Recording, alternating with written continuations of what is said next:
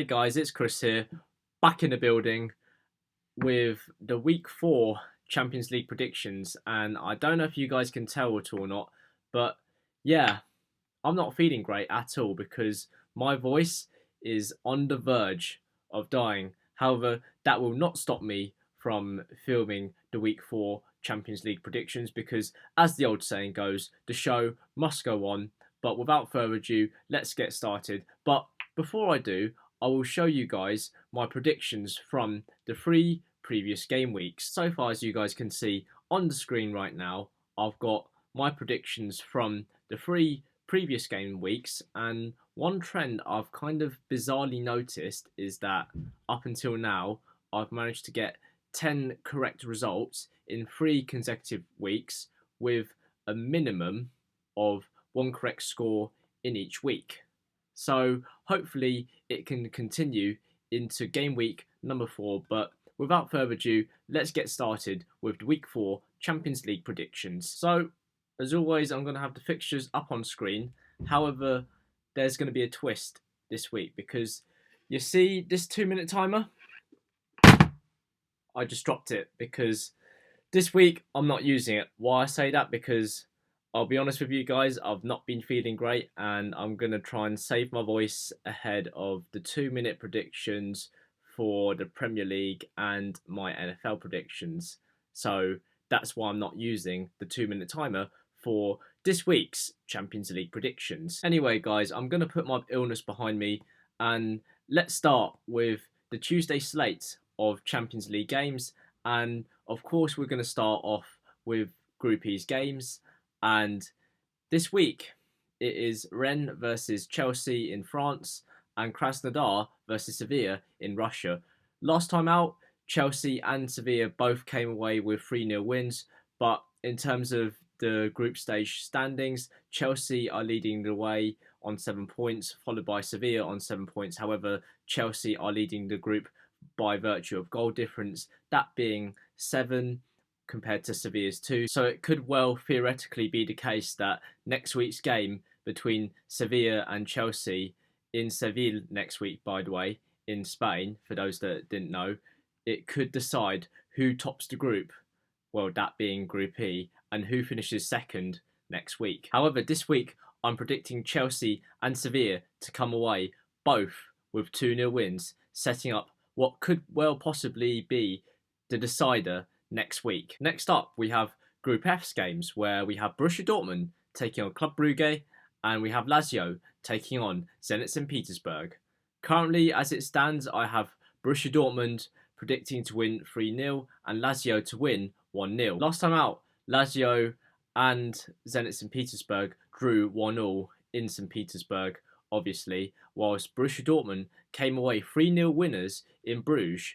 Obviously, I'm expecting Borussia Dortmund to do the same. However, Group F is still relatively wide open, given that the top 3 teams are separated by just 2 points, with 3 game weeks to go. Currently, as it stands, Borussia Dortmund and Lazio are the 2 teams that hold the qualification spots for the last 16. However, with Lazio playing Borussia Dortmund in Rome, by the way, this could mean that it is in Lazio's hands and they could determine the fate of who will make it through to the last 16. Because either way, Club Brugge, they still have a chance of qualifying. So it could, well, Lazio's result could very much well help out Club Brugge in qualifying for the last 16 as well. Now, time for Group G's games. And this week, we have Dynamo Kiev versus Barcelona and we have Juventus against Fevencvaros. However, in terms of Group G standings at the minute, we've got Barcelona very much in the driving seat to qualify first in Group G, and we have Juventus in second, both with 9 and 6 points respectively. But at the same time, we both know that the sides have to play each other again. Last time out, we all know that Ronaldo wasn't playing when Juventus did take on Barcelona, so that will be decided possibly come the final game week. However, you never know with these things, and if Messi or Ronaldo once again test positive for the virus, then they may not face off against each other once again, and then we could potentially get an anticlimax to Group G. By the way, I do want to apologise to any Dynamo Kiev fans or Fevencvaros fans for that matter, but theoretically I don't see any of the two sides qualifying for the Champions League last 16 group stages unless some miracle happens between Barcelona and Juventus where both of them drop points in the remaining 3 game weeks, which honestly I don't see happening. But it's football, it's sport. You never know what's going to happen because in sport, a script pretty much doesn't exist. Last time out, Barcelona won 2-1 in Barcelona against Dynamo Kiev. However, this time I'm expecting Barcelona to win 3-1 in Kiev. Meanwhile, Juventus, they won 4-1 last time out against Ferencvaros. However, this time I'm expecting them to keep a clean sheet in Turin and win 4-0. Last but not least, we have the games of Group H, where we have PSG or Paris Saint-Germain versus RB Leipzig, and we have Manchester United versus Istanbul Basaksehir, which last time, if you saw my last few predictions, I haven't pronounced it correctly up until now. So I want to apologise to all the Istanbul Basaksehir fans for putting up with my ill-pronounced saying, but is what it is. You just got to move on from your mistakes. Anyways, this time round on the return fixture, once again, I'm expecting RB Leipzig to triumph 2-1 against PSG, but hopefully Man United can get back to their winning ways after their shock loss in Istanbul, where our defence kind of screwed up big time, it's fair to say.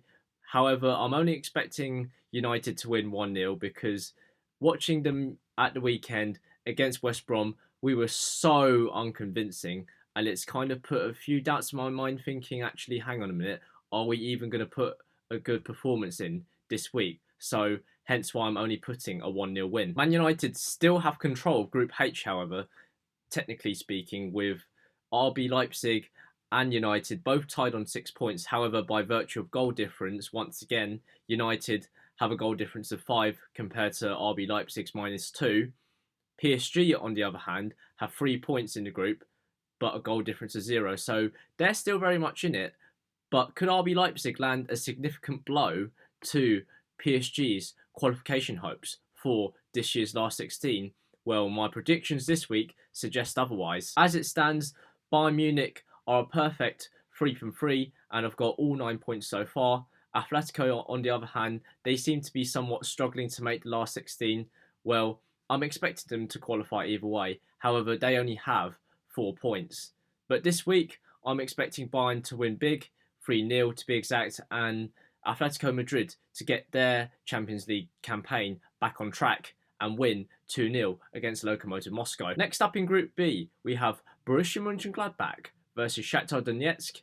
In the other game, we have Inter Milan versus Real Madrid. Now, I am going to put it out there that the Inter Milan game is starting later than the Borussia Mönchengladbach game because the Borussia Mönchengladbach game is starting at 5:55 UK time because obviously in the Champions League they have 2 early games at 5:55 UK time, and the other 6 games, depending on what night you're playing, they will be played at 8 o'clock UK time. Last time out, Borussia Mönchengladbach beat Shaktar Donetsk 6-0 in Ukraine. However, this time I'm expecting it to be a little bit closer and Borussia Mönchengladbach to win 2-0. In the Inter Milan Real Madrid game, last time out, Real Madrid barely escaped with a 3-2 win, and I am expecting it to be another close game, albeit Real Madrid will come out 2-1 winners at the San Siro in Milan. As it stands, Borussia Mönchengladbach hold all the aces in the pack and they are leading Group B, albeit with what seems to be a very paltry 5 points. In close second, we've got Real Madrid on 4 points and Shakhtar Donetsk on 4 points as well, but Real Madrid are leading on goal difference. In Group C this week, we have Olympiakos versus Manchester City, and we have Marseille versus Porto. Last time out, Man City and Porto came away with 3-0 wins. This time round, however, I'm expecting Man City to win 3-1 against Olympiakos, and by the way, this game is going to be played in Athens, whereas Porto I think they're going to win 2-0 against what has to be said, a very stubborn Marseille side, although the group standings don't really reflect their performances so far in this year's Champions League. But I reckon they will give Porto a run for their money. Meanwhile, the Group C standings see City top the group with 9 points, followed by Porto on 6 points. But as it stands, I think most likely the two teams will qualify for the last 16. Last but not least, we've got the Group D games where we have Ajax versus Midtjylland. Last time out, Ajax ran out 2-1 winners in Denmark. And we have Liverpool versus Atalanta, where Liverpool won impressively 5-0 to be exact. However, this time around, I think Ajax will come out 2-0 winners and Liverpool will win by a slightly smaller goal line, albeit they will win 4-1. With the Group D standings, Liverpool are very much on top and are in control of the group going into the final 3 games of the Champions League, where they have 9 points. However, Ajax and Atalanta are both dueling it out for the second Champions League qualification spot on 4 points each. I hope you enjoyed the video, guys. Once again, I do apologise because of the fact that I haven't been feeling well the last few days. Hopefully I will get better sooner or later. As promised, I will have the standings of each and every single group from Group A to Group H on the screen right now, as well as my predictions to follow with it. If you want to check out my Week 3 Champions League predictions, which seemed like a lifetime ago, the video for it is right here. If you want to check out my NFL playoff picture for Week 11, because if you guys didn't know already, I am an NFL fan, so that preview is right here. Don't forget to like, comment, share and subscribe to my channel right here. And until next time, guys, peace out.